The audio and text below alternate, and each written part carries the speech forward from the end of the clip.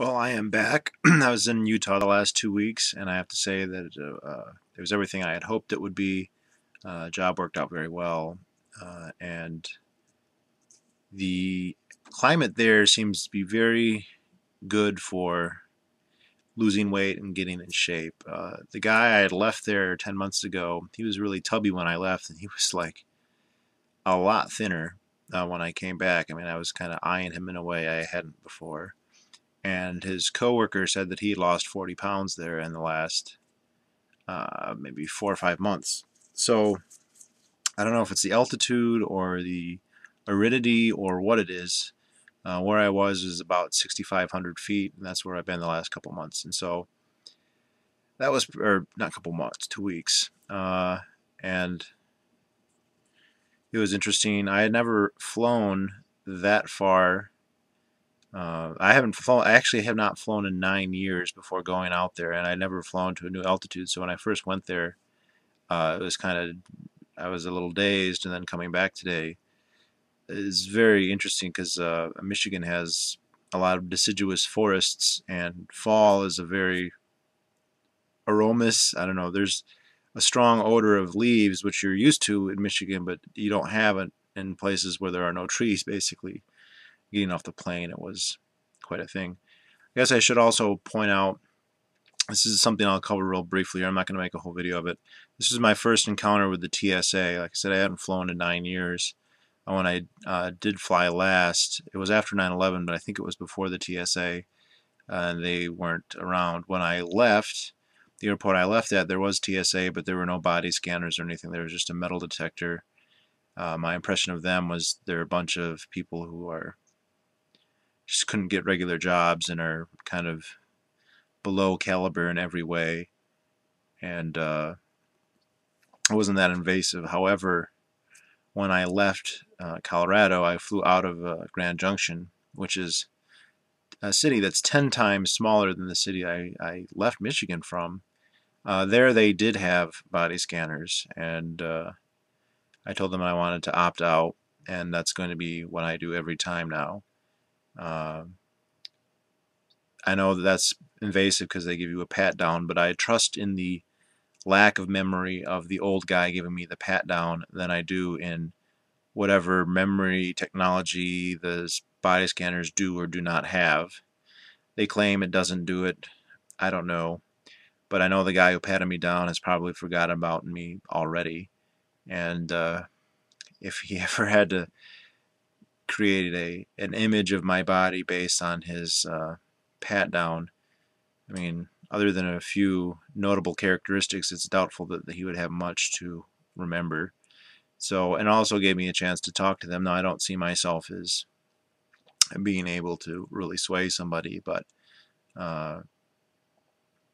just the idea that there are people who are not happy with the way things are going is something that people should be confronted with. And so I would encourage people, if you have to, you shouldn't fly if you don't have to. I really am in a situation where I really need to, especially this time.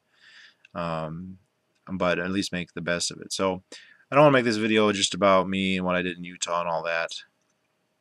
I do want to talk about a book that I read, and more than just a book review, the topic in general. And the book, and I've recommended it in the Best Libertarian Books, but I hadn't actually read it yet, but now I have, is this book, Foundations of the American Century, the Ford, Carnegie, and Rockefeller Foundations in the Rise of American Power by Inderjeet Parmar. And the title of the book has a double meaning.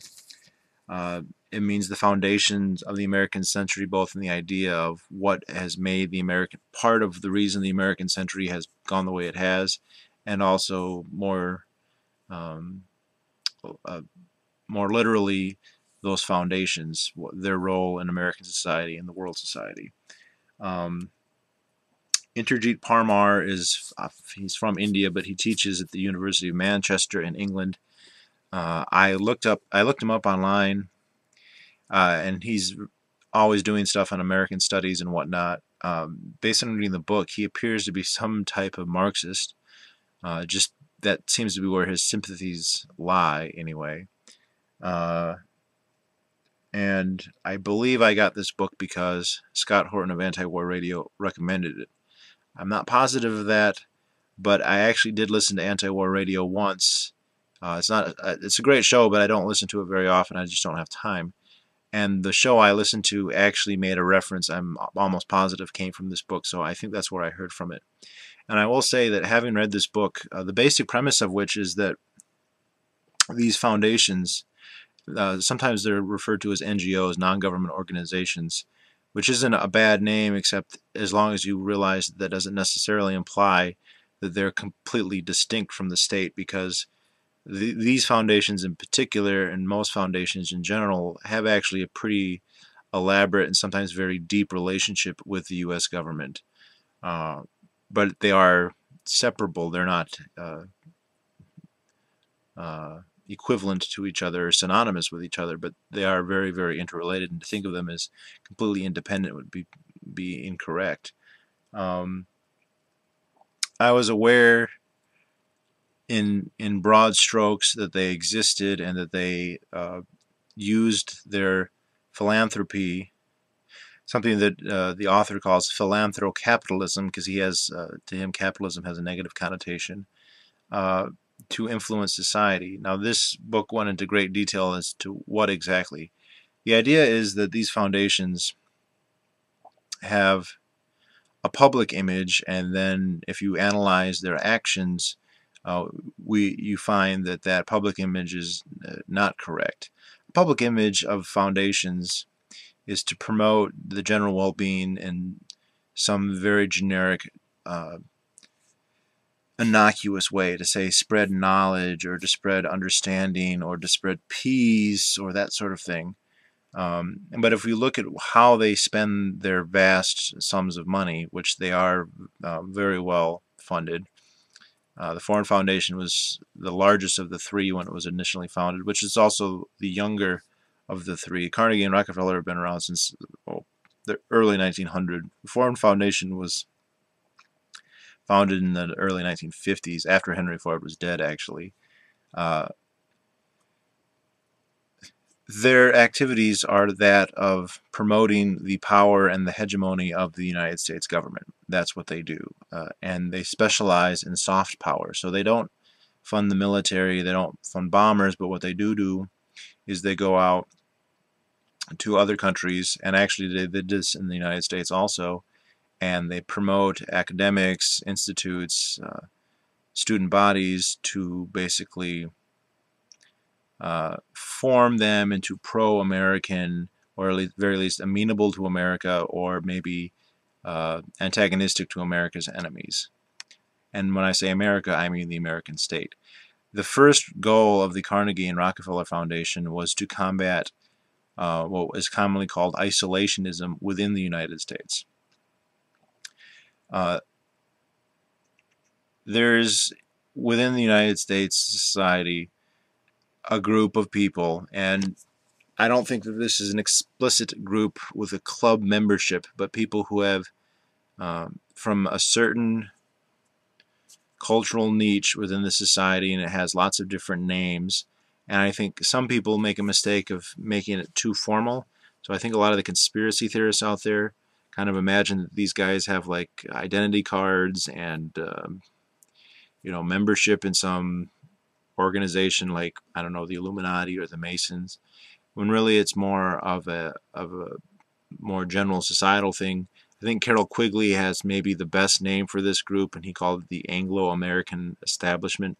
These are people who are transatlantic in their sensibilities. They are from America, they were born in America, they come from American families, but they very much see their interests as similar to those of the ruling class in Britain. Why that is something I just cannot understand, because there was at one point pretty uniform antagonism to Britain in the United States, and somehow during the 19th century this changed among the ruling elite, or members who make up a large part of the ruling elite. Not everybody who's in the ruling elite is from this group, by the way, but the foundations and the heads of the government are all coming from this population.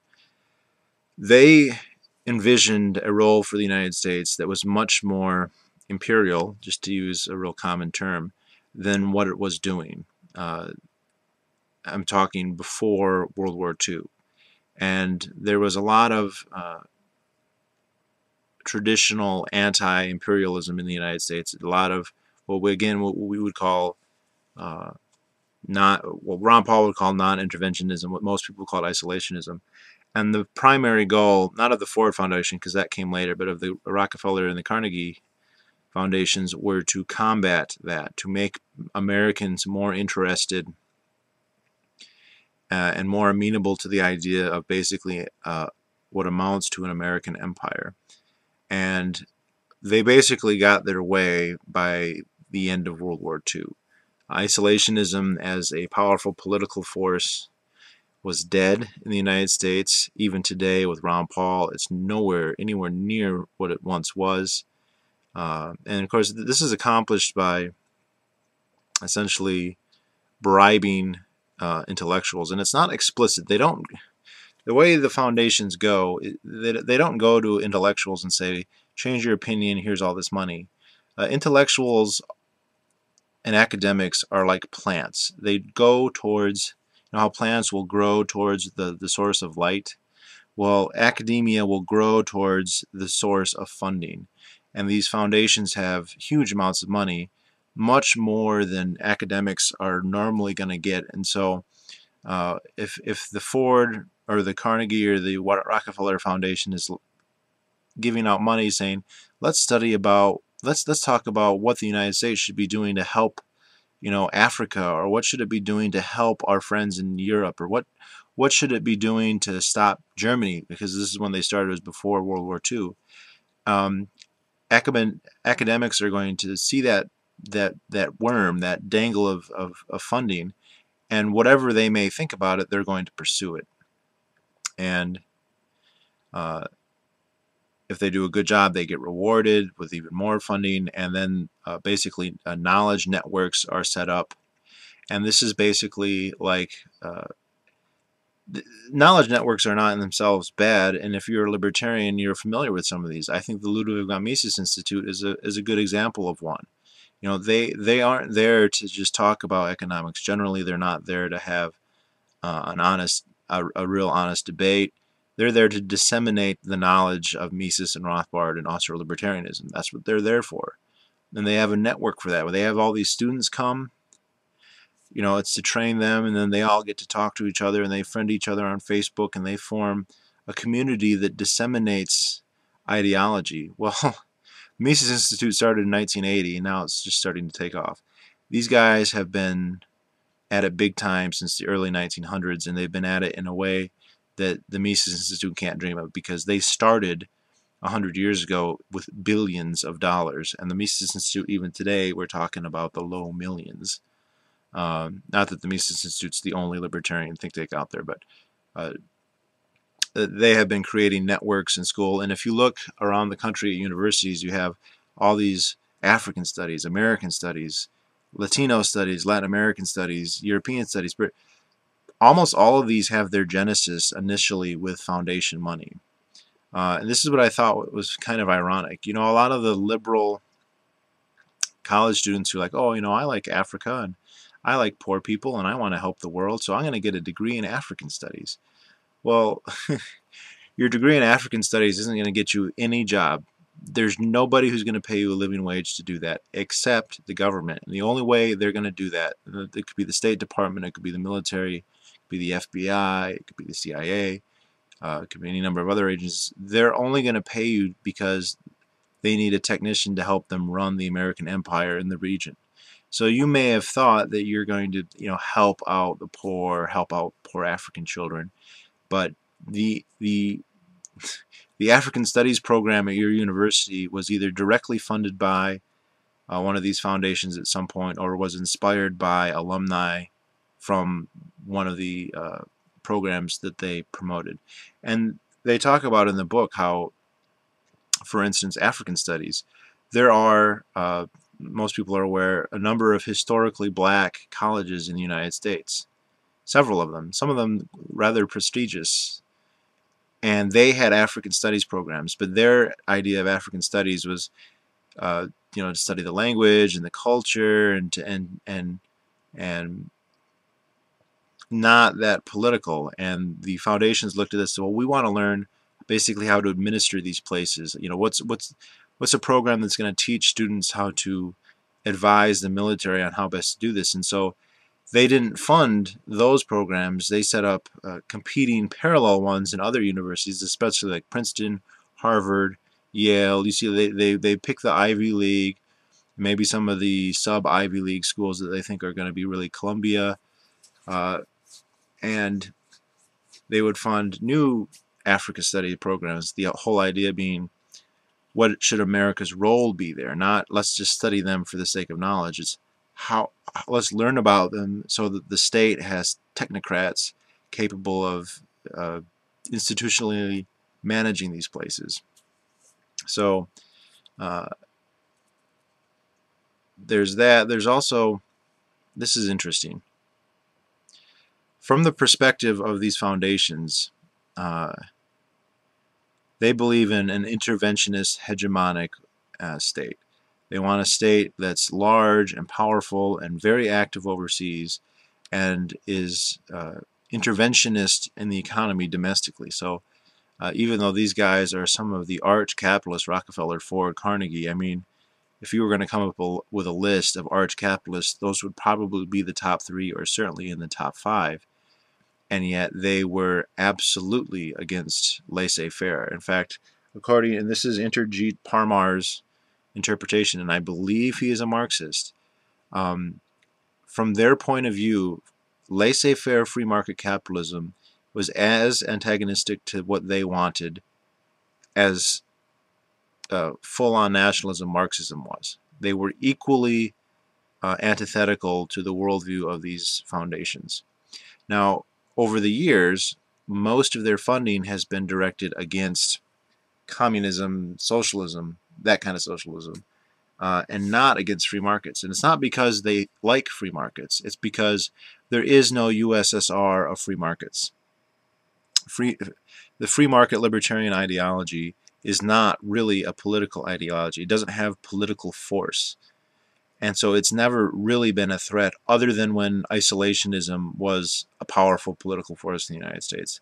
And we can argue to what extent that even deserves to be labeled as Austro-libertarianism or laissez-faire. So they have worked very hard against socialist countries. They haven't worked very hard against free market countries because there's so few of them. If we want to come up with a list of the most free market places, you've got Hong Kong, Singapore. They're not going to be worth the foundation's efforts. The United States, Great Britain, before these foundations were founded, were pretty libertarian, pretty free market. But these foundations are coming in after that, so there's no point. By the time they come onto the picture, the UK especially, but also the United States, are well on the way to interventionism, a long way down that road. So that's interesting. They are basically wedded to the idea of the Chicago school of interventionist, central banking, regulations, all kinds of stuff. He talks a lot about Chile, which I don't know, leftists really like to harp on Chile. So every time I hear that, I don't know. I don't think Allende was such a great guy, but whatever. And then I will say that I read this book. I came home today. I watched the news. And because I read this book, I had a whole new perspective. And I recognized from a news report that this is still happening right now, except other countries are doing this to the United States right now. And I knew this because this institute, it's not from the United States. It's called the Confucius Institute. And it's from, guess where, China. And the Confucius, this was in the ABC World News with Diane Sawyer tonight. They are paying Chinese students to come to America to teach Chinese. And that's right out of the playbook of these foundations. And they don't do that because they're nice and they love people. It's to influence the society to make it more amenable to whatever their ends are. And they said the Confucius Institute is funded by the government of China in Beijing. And it was really weird because I just finished the book maybe a week ago, and then I watched the news. The first time I watched the news, and I'm like, oh, there, it's right there in the open. And then I actually was stopping at a store, and they had a table with magazines on it, and there was a Forbes that had Warren Buffett and Bill Gates on the cover. And this talked about the Gates Foundation, which is larger than the three foundations in the book combined.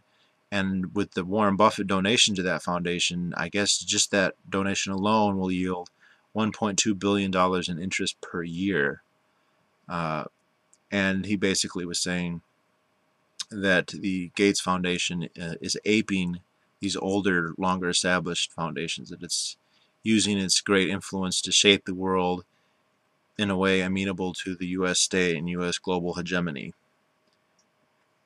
Uh, so it was an interesting read. Uh, Also, I think ironic, and this is something that when I heard Scott Horton references what he was talking about, he joked, liberals hate, rich people. He goes, but there's nothing they don't know. They didn't come from a textbook that wasn't fucking published by the Ford Foundation, directly or indirectly. These foundations have had such an influence, especially on academia at the higher levels, although they do fund activities at lower levels also, uh, that the basic narration of history, sociology, anthropology, politics, economics within the U.S. mainstream is basically what they're preaching. What these foundations are saying is what is considered legitimate mainstream thinking in the United States. And so, the liberal person who thinks that they're being all avant-garde and independent is basically a stooge to these foundations that were founded by, the arch capitalist billionaires. I mean, Rockefeller is usually listed as the richest man in history. Henry Ford is usually listed as the third or fourth richest man in history. Although I sometimes think those numbers are a little bit weird. I mean, the linking on Wikipedia had Crassus and Basil II and Nicholas II on there, and I just don't know how useful it is to compare things like that. But anyway, this was an interesting book. It was kind of pricey, if I recall, though it's been some months since I bought it. But very interesting read. And we got some other videos I'd like to make here, but I don't think I'm going to do it tonight because I'm going to go to bed. But that's it.